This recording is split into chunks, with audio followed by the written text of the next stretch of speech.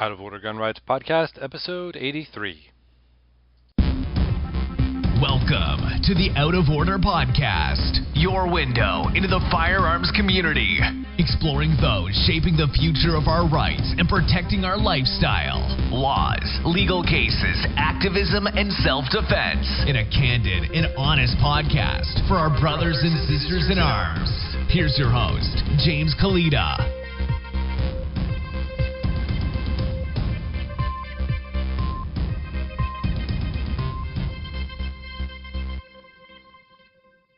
Thank you for tuning in to episode 83 of the Out of Order Gun Rights Podcast. Today's sponsor is Gift for Gun Nuts, giftforgunnuts.com, where you can get great gift ideas for the hunter or firearms enthusiast on your holiday shopping list. And nagyourrep.com, where you can get a free guide on how to use social media marketing tools to regularly, systematically, and automatically remind your elected representatives to say no to gun control. And finally, sellmorefirearms.com, where you can get a free guide on using Facebook to improve sales at your local gun store.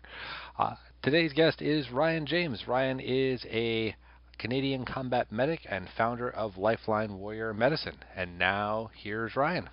Ryan James, welcome to the show. Hey, how's it going? Very good, very good. So, Ryan, you are the founder of Lifeline Warrior Medicine. Would you tell us a little about that organization? Yes, I am. So Lifeline Warrior Medicine is basically just a social media outlet for me, which I started after, I don't know if you've ever heard of Funker Tactical, but I had started that with a group of guys, and then we had a falling out. And so I started Lifeline Warrior Medicine, and that was kind of like my what's the word I'm looking for? Basically just to kind of fill that gap that I missed with Funker Tactical, which was also a social media thing. I'm a Canadian Forces medical technician, so I wanted to stick with a medical theme that would benefit all sorts of people, whether it's police officers, soldiers in the military, civilians that are into the firearms industry. So a lot of the videos and a lot of my posts and stuff like that I do on social media are tactical medicine based, and I also work with several training companies, and I do a medical portion for their courses if they wish. Oh, excellent. So firearms training groups, and you could add a medical component to their firearms training course? So usually it'll be like at the start of the course. So say the course will be a Saturday, Sunday. Friday night I'll have the students for a few hours. We'll do a PowerPoint portion of the class, and then we'll start doing some hands-on stuff, and then it actually builds up throughout the entire weekend. So you're not just getting that one portion at the start of the course, and then you're not using those skills again throughout the training. We incorporate those skills throughout the entire training of courses often. And how important is medical training as a component of your defensive training? I would say it's honestly just as important. If you think about like a gunfight, you have a 50% chance of winning that gunfight, right? So say you become injured in that gunfight, you want to be able to preserve your own life. So you're going to want to be able to treat yourself. You're going to want to treat your firing team partner or your partner if you're a police officer. So I think to be able to treat yourself and treat others is just as important as being able to send bullets downrange. Absolutely. And so how did you get started in all of this? What led you to become a military medic or combat medic? I was in college actually for health sciences, and the more I did it, the less treating old people that are having a stroke sounded like fun. And it was 2007, kind of the height of the Afghanistan-Iraq wars, and I just wanted to maybe do something to help the country, not just help some local community people. So I signed up for the military as a medic because that was something that I was interested in. Before doing my medical schooling, I did do police foundations, and I found that I really had no interest in being a police officer. So I joined the military as a medic, which was kind of the field that I was already interested in, and haven't looked back since. So, what kind of things would, if someone wanted to be prepared and they wanted to have a well-rounded combative education, like what would be sort of a checklist or minimum that they would want to know how to do as far as, I guess, field medicine? Well, I would say that like the bare minimum that I think that people should know, especially if they're going to be like even if it's a civilian that's concealed carrying or open carrying, is just how to treat those gunshot wound injuries that are proven to be preventable causes of death. So if you look at statistics from combat, the main reasons that people died that were preventative was exsanguination through gunshot injuries through loss of limbs or massive bleeding of their limbs, chest wounds that developed into like tension pneumothoraxes, things like that. So I would say learn how to use a tourniquet, learn how to use pressure dressings, and learn how to use chest seals, which is used for those chest injuries. And those would be like the main things that are preventable causes of death that can easily be treated. And so you're in Canada now, and most of my listeners are in the States. What's it like for you as a gun owner in Canada? I mean, you're in the military. Are you able to keep your firearms with you at home? Yeah, so there's actually, that's some good questions. I get these questions all the time because I'm down in the States for shooting matches and stuff like that, and I have a lot of friends that are in the U.S. and they're always amazed that we're allowed to have AR-15s and stuff like that. Our laws are definitely different than the U.S. and they're almost in jeopardy right now. There's a new the current government is looking into removing like assault type weapons and all handguns from being in the hands of civilians, which is really too bad. And it's a response to gang shootings that have been going on and has nothing to do with like lawful gun owners, which is pretty sad. But so for example, my AR-15, I can take it only to a gun range. Same with pistols. However, if I had an ACR or an XCR, I could use them anywhere I wanted to go hunting or anything like that. So our rules are really, really funny in that regard. Yeah, and the ACR is a semi-automatic rifle, right? Right. Yeah. So we're allowed semi-automatic rifles. Yep. Basically, somebody watched a bunch of Hollywood movies and just decided which ones were too scary to be able to go like hunting and should be in the hands of civilians. So some of them are prohibited altogether. So for example, the SCAR, prohibited, can't have it in Canada. AR-15, you can have it, but only take it to a range.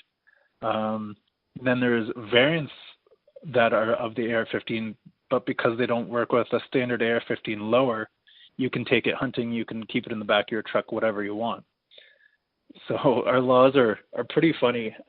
They don't really take into account logic, to be honest. So yeah, I found that a lot of the anti-gun states within the U.S. are the same way.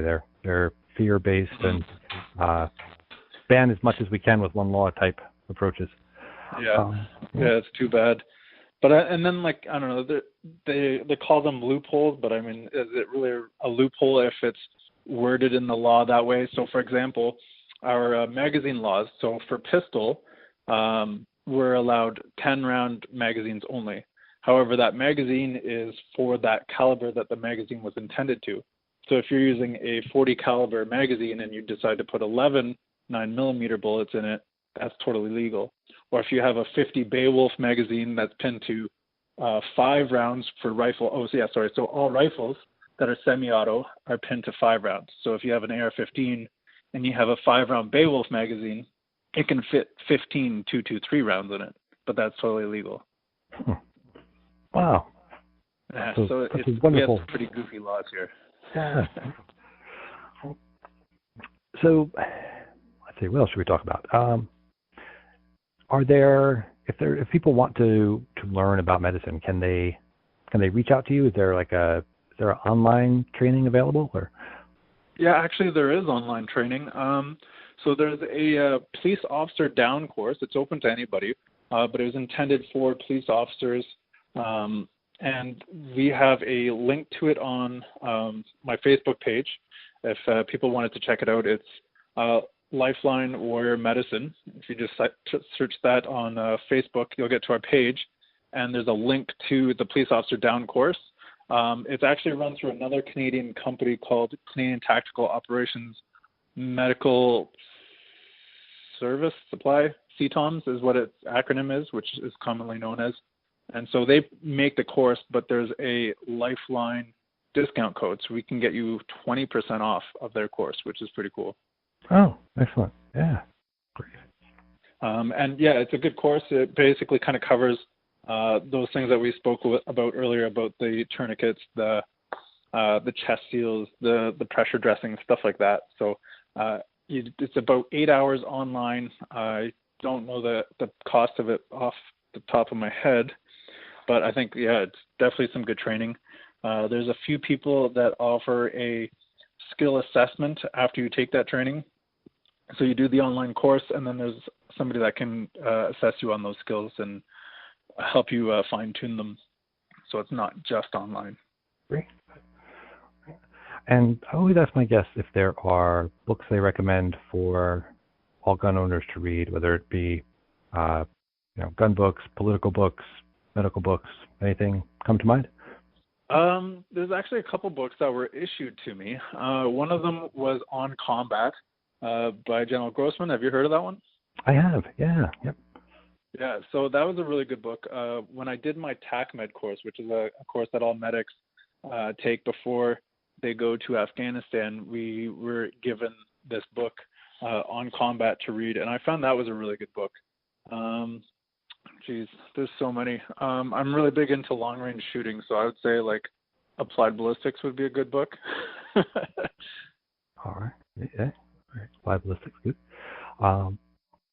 I've heard there is a lot of room, so to speak, in Canada. Is it? I mean, where I come from in New Jersey, the longest place we have to shoot is 300 yards. Easier to find long distance ranges up there? That depends. If you look at the Canadian population, it's all within, like, I think they said like 100 kilometers of the U.S. border. So you're having some really dense populated areas, but then you have areas where I live, and I was actually just shooting 1,100 yards the other day, and that was just on what we call Crown land. So it's owned by the government. It's free to use for anybody for any kind of purpose. If they want to go hunting, if they want to go like motocross, riding around in gravel pits and stuff like that. So I was actually just shooting, 1,100 yards at like a gravel pit like that the other day. Oh, wow, excellent. Great. Well, but right. It definitely depends on the part of the country that you're in as well. Like I'm in the prairies right now. I'm in central Canada. When I was in Ontario, I think the longest range that was in several hours of me was only 100 yards. When I was in BC, I was close to a range that was 300 yards, and then there's a few in the prairies that reach out to 800 and 1,000. So there are longer ranges out there, but for the most part, if you want to shoot longer ranges, you just go out into the woods. Okay. Great. All right. Well, Ryan, I thank you so much for being on the show. I'll share links to lifelinewarrior.com on the show notes page. Any parting words for our listeners? Just that if anybody wants to, I honestly, it is a personal opinion of mine, really, but if people are going to be carrying firearms, they might as well carry some medical equipment as well, because in the end, that could end up being just as important as carrying their firearms. So I know a lot of guys that are concealed carrying ankle IFAKs and stuff like that, so just something to consider. Oh, that is excellent advice. So, but the IFAK is a tourniquet, correct? Is that... IFAK just stands for Individual First Aid Kit. So basically, also goes by like a blowout kit or or yeah, like a first aid kit.